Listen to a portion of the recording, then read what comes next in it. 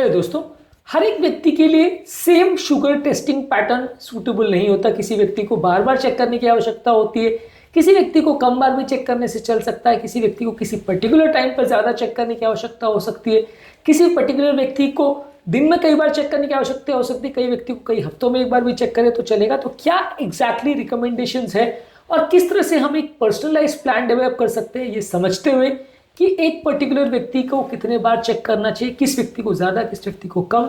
ये आज समझने का प्रयास करेंगे। हालांकि देखिए, हर व्यक्ति के लिए पर्सनलाइज प्लान बना पाना किसी भी वीडियो में जनरलाइज डिस्कस करना जरूरी है, क्योंकि हर एक व्यक्ति की इंडिविजुअल रिक्वायरमेंट्स अलग अलग हो सकती है। लेकिन किन किन फैक्टर्स पे ये चीज़ डिपेंड करती है और कैसे एक डायबिटोलॉजिस्ट या एक एंडोक्राइनोलॉजिस्ट आपको बताता है कि आपको किस हिसाब से अपने शुगर को मैनेज करना है, आज इस एस्पेक्ट पर डिस्कस करेंगे। टॉपिक पे जाने से पहले जो लोग हमारे चैनल पर नए हैं, मैं रिक्वेस्ट करूंगा चैनल को सब्सक्राइब करें, वीडियोस को लाइक करें, शेयर करें, फॉलो करें, कमेंट करें, पूरा देखें। टॉपिक इंपॉर्टेंट है, इसे एंड तक देखिएगा, कहीं और आपको ये टॉपिक नहीं मिलेगा, एक्सक्लूसिव कंटेंट है। चलिए शुरू करते हैं।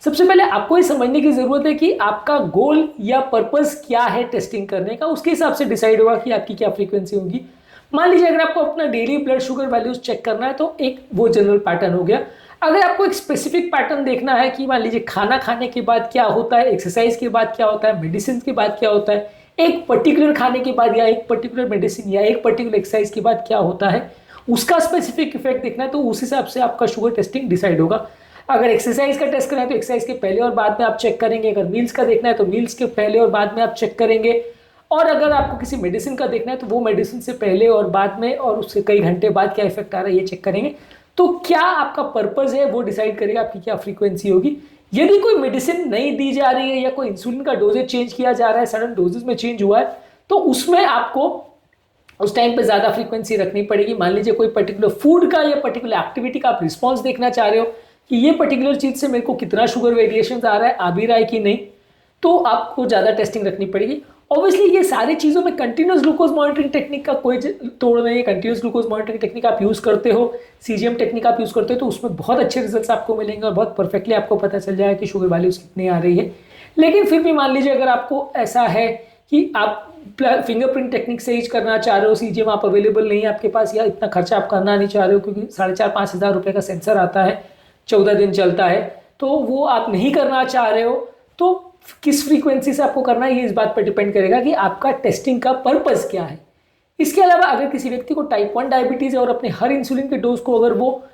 चेक करके लेना चाहता है कि मेरा शुगर अभी कितना है उसके हिसाब से, तो उसकी फ्रीक्वेंसी ज्यादा होगी। टाइप 2 डायबिटिक अगर इंसुलिन पे है या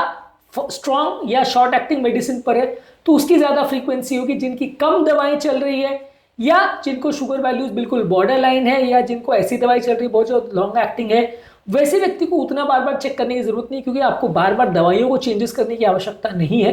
पर अगर आपको बहुत शॉर्ट एक्टिंग और बहुत स्ट्रॉन्ग मेडिसिन चल रही है, शॉर्ट एक्टिंग इंसुलिन चल रही है, तो आपको बार बार देखना पड़ेगा।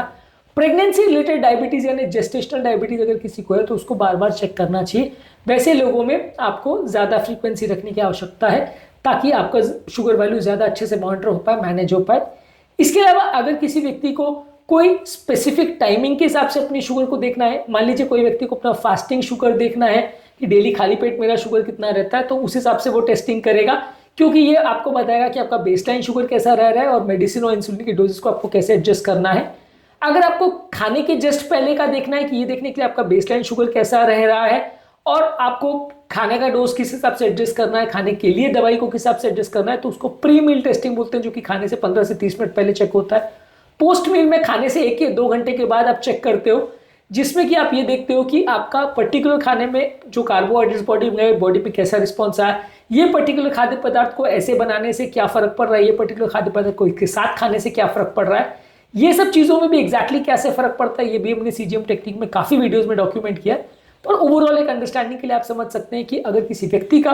पोस्ट मील उसको असेस करना है अपने खाने के पैटर्न के हिसाब से, तो उस टाइम पर वो चेक कर सकता है। कुछ लोग को बेड टाइम चेक करना चाहिए देखने के लिए कि दिन भर का उनका बेसल कंट्रोल कैसा है और उनको रात को टाइम इंसुलिन लेने की जरूरत तो नहीं है। नॉक्टर्नल हाइपोग्लाइसीमिया यानी रात के टाइम सडन शुगर ड्रॉप होने का उनको रिस्क तो नहीं है, तो वो बेड टाइम चेक करते हैं। इसके अलावा अगर किसी व्यक्ति को एक्सरसाइज का रिस्पॉन्स देखना है तो एक्सरसाइज से पहले या बाद में, अगर किसी व्यक्ति को मेडिसिन का रिस्पॉन्स देखना है तो मेडिसिन से पहले या बाद में, किसी व्यक्ति को ट्रैवलिंग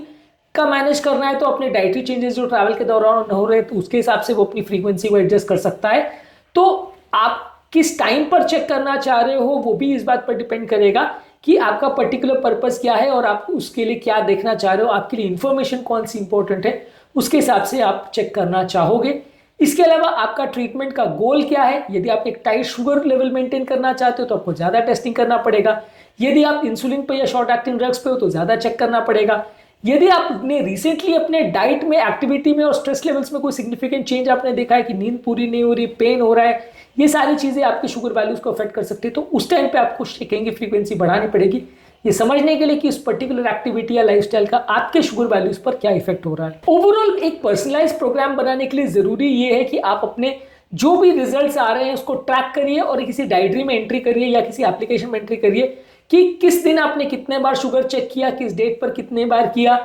किस टाइम पर किया, उससे पहले खाना खाया था या शुगर की दवा ली थी या नहीं ली थी, ब्लड ग्लूकोज की क्या रीडिंग है, आपने क्या खाया था उसकी क्या डिटेल्स है, क्या मेडिसिन ली थी उसकी क्या डिटेल्स है, क्या फिजिकल एक्टिविटी करी थी, वो फिजिकल एक्टिविटी कैसे आपके शुगर को इन्फ्लुएंस कर रही है उसको आपको समझने की जरूरत है। और आपके क्या लक्षण है, अगर मान लीजिए अगर आपको कोई लक्षण हो रहा है जैसे खासकर चक्कर, कमजोरी, भूख लगना,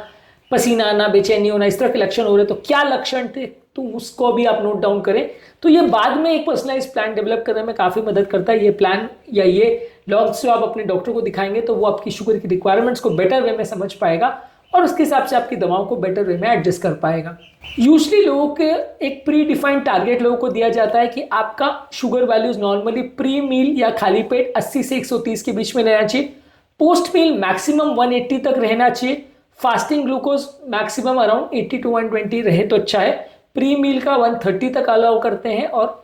खाने के बाद का 180 तक अलाउ कर सकते हैं। हालांकि आइडियली अगर आप बहुत अच्छा शुगर कंट्रोल करना चाहते हो तो जितना कम हो 100 के आसपास जितना हो उतना अच्छा। मैं ऐसा नहीं कह रहा हूँ कि 70 से कम हो जाना चाहिए, पर 100 के आसपास जितना अच्छा मेंटेन करे वो अच्छा है। तो आपका टारगेट आप सेट करिए, उसके हिसाब से एक पर्सनलाइज प्लान आप डेवलप कर सकते हो अपने शुगर टेस्टिंग का कि अगर मान लीजिए शुगर वैल्यूज बहुत ज़्यादा आ रही है तो आप बार बार चेक करिए, बहुत कम आ रही है तो बार बार चेक करिए। यदि आपके टारगेट के आसपास आपकी शुगर वैल्यूज आ रही है तो आपकी टेस्टिंग की फ्रीक्वेंसी आप कम कर सकते हो। यदि आपकी दवाओं में कोई सिग्निफिकेंट चेंज नहीं हुआ है, लंबे समय तक शुगर वैल्यूज चेंज नहीं हो रही है, आपका शुगर का कंट्रोल अच्छा रह रहा है तो आप थोड़ी टेस्टिंग की फ्रीक्वेंसी कम कर सकते हो। यदि कॉस्ट का कंसर्न है तो भी आप टेस्टिंग की फ्रीक्वेंसी कम कर सकते हो और इसके हिसाब से आप अपने डाइट को एडजस्ट करिए, अपने मेडिसिन को एडजस्ट करिए, अपने एक्सरसाइज को एडजस्ट करिए। अगर किसी व्यक्ति का कोई स्पेसिफिक हेल्थ रिलेटेड इशू है जैसे कोई इन्फेक्शन या फीवर वगैरह हुआ है तो उसको बार बार चेक करना पड़ेगा। प्रेगनेंसी के दौरान बार बार चेक करना पड़ेगा। यदि कोई व्यक्ति बाहर ट्रैवल कर रहा है तो उस दौरान सिग्निफिकेंट शुगर में चेंजेस आ सकते हैं तो उस समय बार बार चेक करना पड़ेगा।